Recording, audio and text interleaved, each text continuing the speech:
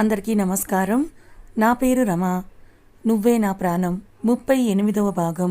రచయిత తనూషా రెడ్డి గారు. రైటర్ గారు మీకోసం ఒక చిన్న మెసేజ్ని పంపించారు. అదేంటో ముందుగా చూద్దాం. పాస్ట్ ఎక్కువగా ఉందని అంటున్నారు. దానికి కారణం చెప్తాను. శుభకు వేద్ అంటే ఇష్టం. తను కూడా వేద్ని లవ్ చేస్తోంది. ఆ లవ్ వేద్ దగ్గర ఎక్స్ప్రెస్ చేయకపోవడానికి రీజన్ తను ఉన్న పరిస్థితులు ఒక కారణమైతే, ఇంకొకటి వేద్ స్టేటస్. శుభనే కాదు, తన స్థానంలో ఆత్మాభిమానం ఉన్న ఏ అమ్మాయి అయినా అదే ఆలోచిస్తుంది. సో ఇద్దరి మధ్య స్ట్రాంగ్ బాండింగ్ ఏర్పడాలంటే కొంచెం టైం పడుతుంది. ఎక్కువేమీ కాదు, జస్ట్ కొన్ని అప్డేట్స్ మాత్రమే ఉంటాయి. ఇప్పటికే 70% అయిపోయింది. రాబోయే అప్డేట్స్లో శుభ వేద్కు I2 చెప్పడం, ఇద్దరి మధ్య కొన్ని లవ్ సీన్స్ అండ్ వాళ్ళ ఇంటిమేషన్, ఆ తర్వాత వాళ్ళు దూరం అవ్వడం జరుగుతుంది. అప్పటి వరకు స్టోరీ ఫీల్ అవుతూ చదవండి. మంచి ఫీల్ని మిస్ అవ్వకండి. మరి అర్థమైంది కదా? మన స్టోరీలోకి వెళ్ళిపోదామా? నా పెళ్ళాం అది, దాన్ని నేను చేసుకుంటే నీకెందుకు నొప్పి అని వివేక్ కోపంగా అంటే, చొక్కా పట్టుకొని పైకి లేపి, ఏంటి నీ పెళ్ళామా? దాని అమ్మ కన్నాక నీ చేతిలో పెట్టిందా, లేక అది ఎప్పుడైనా నువ్వంటే ఇష్టం అని చెప్పిందా?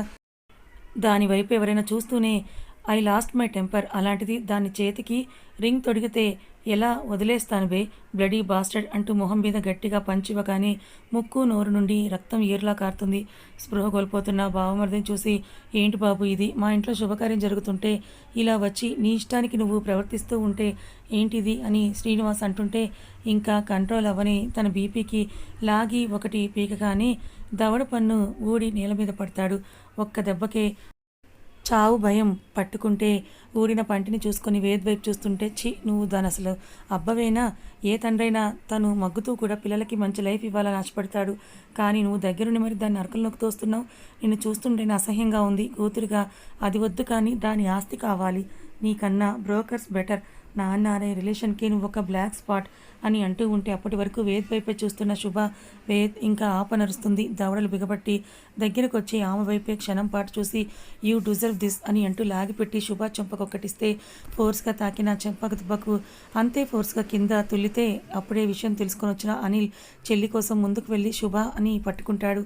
పడకుండా, రేయ్ మా ఆయన్ని చేయి చేసుకుంటావా? అమ్మో అమ్మో, ఎవరు లేరా? చూసారా ఈ ఘోరం అంతా?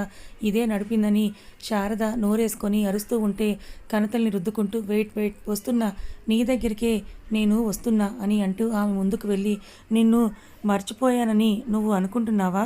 అలా ఏం ఫీల్ అవ్వకు అని అంటూ షర్ట్ని పైకి లాక్కొని శుభని కొట్టిన ఫోర్స్కు రెండింతలు కలిపి ఇస్తాడు శారదకు. బుగ్గ పెనం మీద దోశలాగా కాలుతూ ఉంటే అమ్మా అని అంటూ కింద పడిపోయి, ఎవరైనా రండి, ఆ శుభనే వీడిని ఇక్కడికి పిలిపించి మా మీదకి ఇలా ఉసిగొలిపి పగ తీర్చుకుంటోందని అరుస్తూ ఉంటే, ఏయ్ చుప్, యాక్చువల్లీ నేను ఆడవాళ్ళ మీద చేయి చేసుకోను. నిన్ను చూశాక చంపిన తప్పులేదని అనిపిస్తోంది నాకు. ఏంటి అది చెడి తిరిగిపోయిందా? నువ్వు పతివ్రతవా? ఇంట్లో నీ ముసలి మొగుడు లేనప్పుడు ఏమీ జరపలేదా అని శ్రీనివాస్ మనసులో అనుమానం బీజం వేస్తాడు వేద్. రామ నేను నా భర్తను తప్ప పరపురుషుణ్ణి ఎరగను, వీడు మాటలు నమ్మకండని అనుమానంగా చూస్తున్న మొగుడు వైపే చూస్తూ అంటుంది శారద. మనకు మనం సర్టిఫికెట్ తెచ్చుకోకూడదు. నీకొక కూతురుంది కదా, నీ కూతుర్ని చూసినప్పుడు అది కూడా నీ కూతురే అని, నీ మొగుడు బీజమే అని గుర్తురాలేదా? చెడిపోయిందని అంటున్నావు. అది చెడిపోయింది మీరు చూసారా? ఎస్, అది నాతోనే తిరిగింది. అదెవరో తెలుసా? నా గర్ల్ ఫ్రెండ్. ఇంకోసారి దాని క్యారెక్టర్ని వేలెత్తి చూపిస్తే ఇదే ఇంట్లో నీకు నీ మొగుడికి కలిపి జీవ సమాధి కట్టేస్తాను.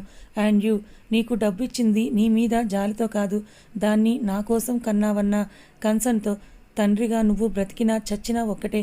అనిల్ ఇన్ని రోజుల తన కళ నెరవేరడంతో ఎంతో హ్యాపీగా, ఒక తృప్తి నిండిన భావంతో అలాగే చూస్తూ ఉంటే, నిన్నటి నుండి ఏమీ తినకపోయినందుకు కళ్ళు తిరుగుతూ ఉంటే తన అన్న చేతిని గట్టిగా చుట్టుకొని ఉంటుంది శుభ.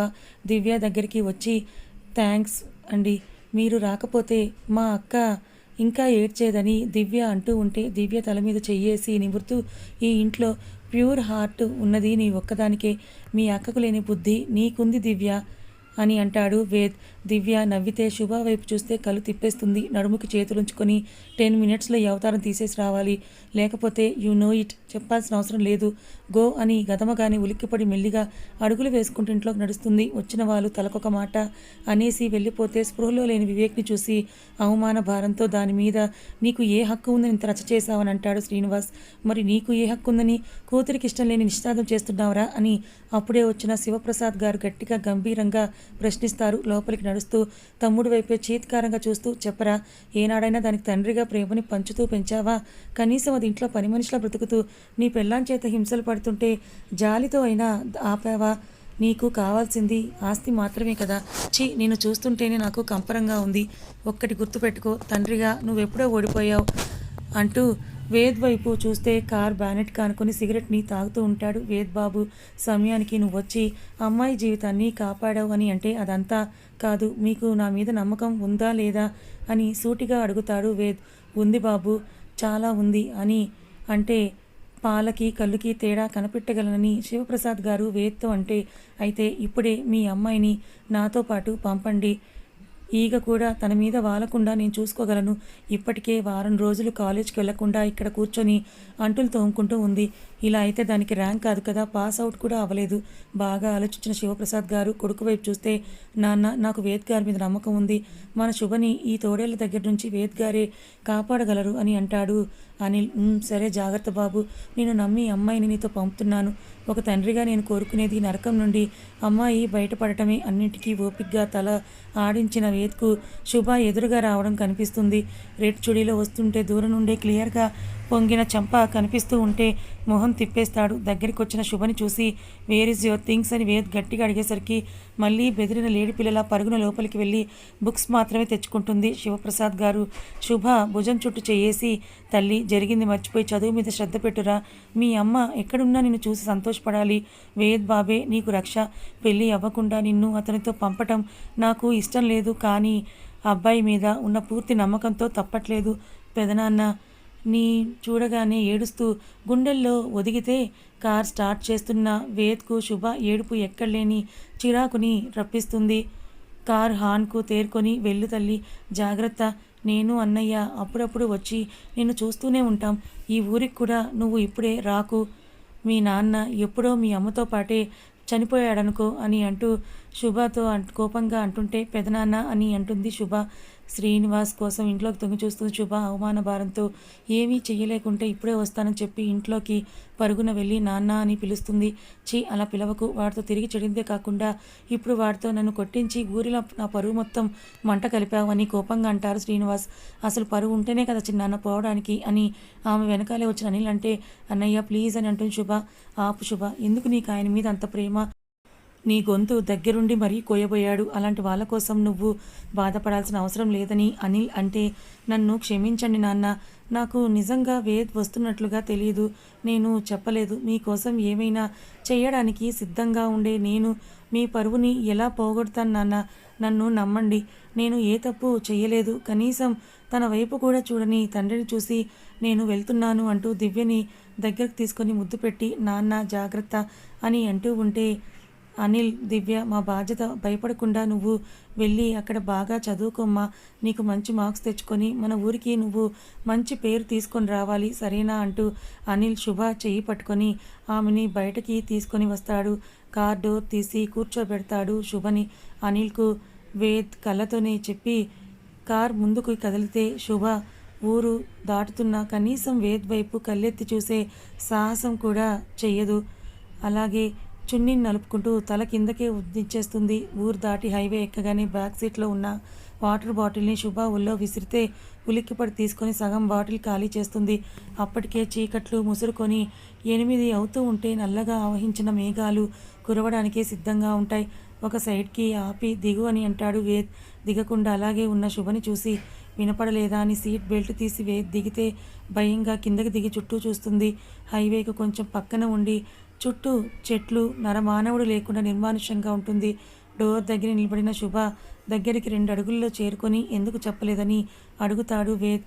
మౌనంగా ఉన్న శుభని చూసి కోపం మీటర్ దాటుతుంటే అప్పటి వరకు బిగబట్టిన ఆవేశానికి కార్ బ్యానెట్ మీద గట్టిగా ఒక పంచి ఇవ్వగానే అది సొట్టెలిపోయిన కార్ని చూసి భయంతో వెనక్కి వెళ్తుంటే మోచేయి పట్టుకొని స్పీక్ అవుట్ అని అంటాడు. నీకెందుకు చెప్పాలని శుభ అప్పటి వరకు దాచుకున్న ఆవేశాన్ని వెళ్ళగక్కుతుంది. ఇందాక కొట్టిన చెంపకే చెయ్యి ఇంచి గ్యాప్తో ఆగిపోతే గట్టిగా కళ్ళు మూసేసి భయంతో వణుకుతుంది శుభ. అదే చేతిని వెనక్కి తీసుకొని కళ్ళు మూసుకొని కణతల దగ్గర రుద్దుకుంటూ జుట్టులోకి చేతుల్ని పోనిస్తాడు వేద్. వెనక్కి తిరిగి శుభ వైపు చూస్తూ, బ్రెయిన్ కానీ దొబ్బిందా నీకు?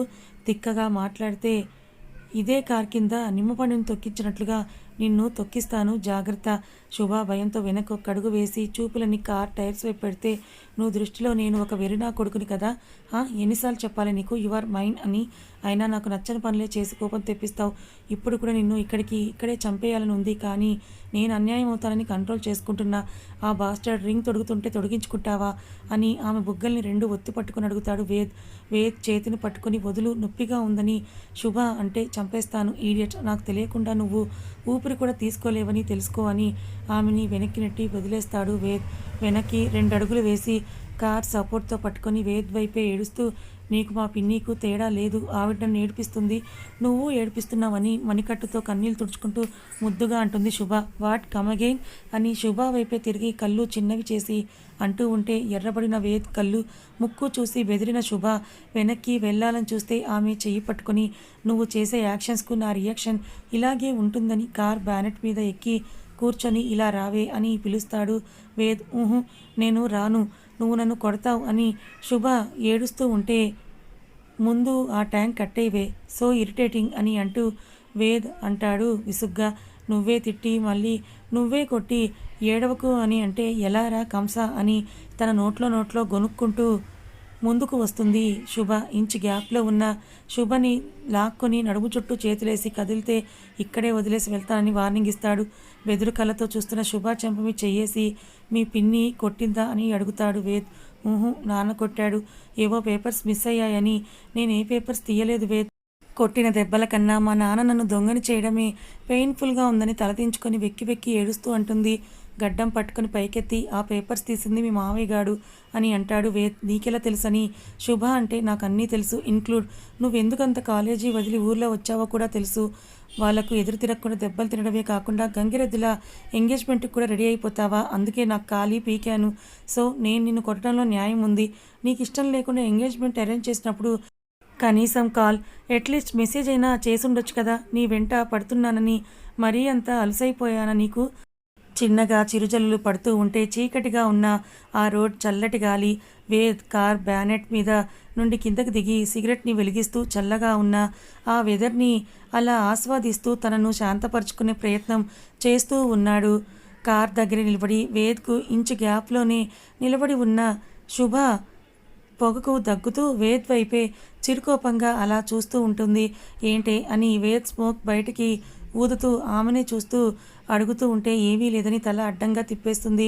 తగ్గని ఆవేశానికి 2 సిగరెట్స్ ఊదేసి బ్యానెట్ మీద నుండి దిగి ఎక్కువని అంటాడు వేద్. మెల్లిగా డోర్ తీసుకొని శుభ కూర్చుంటే చిన్నగా పడుతున్న వర్షానికి కార్ స్మూత్గా వెళ్తూ ఉంటుంది. విండో ఓపెన్లో ఉండటం వల్ల చిన్న చిన్న చిరుజల్లులు శుభ మొహం మీద పడుతుంటే అప్పటి వరకు మనసులో ఉన్న భారం బాధ ఎవరో తీసేసినట్లుగా అనిపిస్తుంది. విండో నుండి బయటికే చూస్తూ నీరసంతో కాళ్ళు పైకి పెట్టుకొని పడుకుంటుంది. ఏమైందని వేద్ కనుబొమ్మలు ముడేసి అడుగుతాడు. ఏమీ లేదు అని పొట్టకి చేతులు పెట్టుకొని సీట్కి ఆనుకుంటుంది. అనుమానంగా చూస్తూ పప్పి అని పిలుస్తాడు. పలక్కుండా కళ్ళు మూసుకొని ఉన్న శుభ చెయ్యి పట్టుకొని చూస్తాడు. ఒళ్ళు పేలిపోతుంటే కార్ స్లో చేస్తూ నీరసంతో కళ్ళు మూసుకున్న శుభని చూసి, ఏయ్ పప్పి, ఫుడ్ తినలేదా, ఇలా వాడిపోయావని అడుగుతాడు. ఏమీ మాట్లాడకుండా విండో వైపే చూస్తున్న శుభని చెయ్యి పట్టుకొని లాగుతూ, నిన్నే అడుగుతున్నది వినిపించట్లేదా అని కోపంగా అడుగుతాడు. తినలేదు, అయితే ఏంటి, కొట్టి తిట్టి తినిపిస్తావా?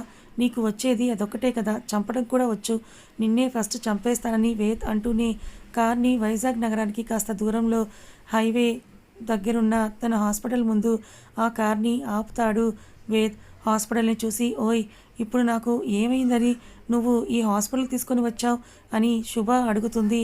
అతని వైపు చూస్తూ అయోమయంగా, కార్ దిగుతావా లేక నేనే ఎత్తుకెళ్లాలా అని వేద్ బేస్ వాయిస్తో అంటే కిందకి దిగి మిత్ర గ్రూప్ ఆఫ్ హాస్పిటల్స్ అని బోల్డ్ లెటర్స్తో ఉన్న పెద్ద బిల్డింగ్ చూసి నోరెళ్ళబెట్టి చూస్తుంటే తీరిగ్గా తర్వాత చూద్దు కానీ రా అని అంటూ ఆమె చెయ్యి పట్టుకుని బరబర లాక్కొని లోపలికి నడుస్తాడు. నల్లద్దాల కళ్ళజోడు, పిస్తా కలర్ షర్ట్ అండ్ డెనిమ్లో పిచ్చ హాట్గా ఉన్న వేద్ని చూసి శుభ మనసు ఉక్కిరిబిక్కిరైతే స్టాఫ్ అందరూ అతనికి ఎదురొచ్చి, గుడ్ ఈవినింగ్ సార్, ఈ టైంలో మీరిక్కడ నా హాస్పిటల్ హెడ్ అని అంటాడు. ఈ టైంలో రాకూడదని వేద్ అంటే, సారీ సార్, నా ఉద్దేశం అది కాదని నసుకుతుంటే అతన్ని ఆపమన్నట్టుగా చెయ్యి అడ్డుగా చూపించి, చైర్మన్ సార్ క్యాబిన్ ఎక్కడా అని అడుగుతాడు వేద్. పైన సార్ రండి చూపిస్తాను అని అంటే, ఎక్కడా అని అడిగాను. చూపించమని కాదని కసిరి లిఫ్ట్ వైపు శుభని ఒక్కో చేత్తో నడిపిస్తూనే ఇంకో చేత్తో లిఫ్ట్ డోర్ని ప్రెస్ చేస్తాడు. లిఫ్ట్ డోర్ ఓపెన్ అవ్వగానే లోపలికి వెళ్ళి క్లోజ్ అయిన మరుక్షణం శుభని లిఫ్ట్కి వాల్ పించేసి ఏంటి అని అంటాడు. ఇక్కడికి ఎందుకు తీసుకొని వచ్చావు అని దగ్గరగా ఉన్న వేద్ని సూటిగా చూడలేక కిందకు చూస్తూ అడుగుతుంది శుభ. మన ఫస్ట్ ఇంటిమేషన్ ఇక్కడే ప్లాన్ చేశాను. ఇక్కడైతే నన్ను బేర్ చేయలేక నువ్వు పడిపోయినా హాస్పిటల్ బెడ్ ఎక్కించి కాపాడుకోవచ్చు కదా అని కన్ను కొడతాడు వేద్ నేను సీరియస్గా అడుగుతున్నాను. నీతో జోక్స్ వేసేంత కూల్గా నేను లేను. లిఫ్ట్ డోర్ ఓపెన్ అవ్వడంతో శుభ చెయ్యి పట్టుకుని ఒక గది ముందు నిలబడి కింద ఇచ్చిన కీస్ బయటకు తీసి ఓపెన్ చేస్తాడు. గది తెరుచుకోగానే శుభని లోపలికి లాగి డోర్ వేస్తాడు. కథ ఇంకా ఉంది. మరి వేద్ ఇక్కడికి ఎందుకు తీసుకొని వచ్చినట్టు? ఈ రూమ్లో వేద్ శుభని లోపలికి వేసి ఏం చేయబోతున్నాడు? మరి శుభ తన మనసులో వేద్ పైన ఉన్న ప్రేమని ఇప్పటికైనా వేద్కి చెప్తుందా? అసలు వీరిద్దరి మధ్య ఏం జరిగింది? ఎందుకు వీళ్ళిద్దరూ ఒకరినొకరు దూరం అవ్వాల్సి వచ్చింది? తెలుసుకోవాలనుకుంటే మన ఛానల్ని ఫాలో అవ్వండి. కథ నచ్చితే లైక్ చేయండి, మరికొంతమందికి షేర్ చేయండి. ఇలాంటి మరిన్ని మంచి కథల కోసం మన ఛానల్ని సబ్స్క్రైబ్ చేసుకోండి. Thank you so much for watching.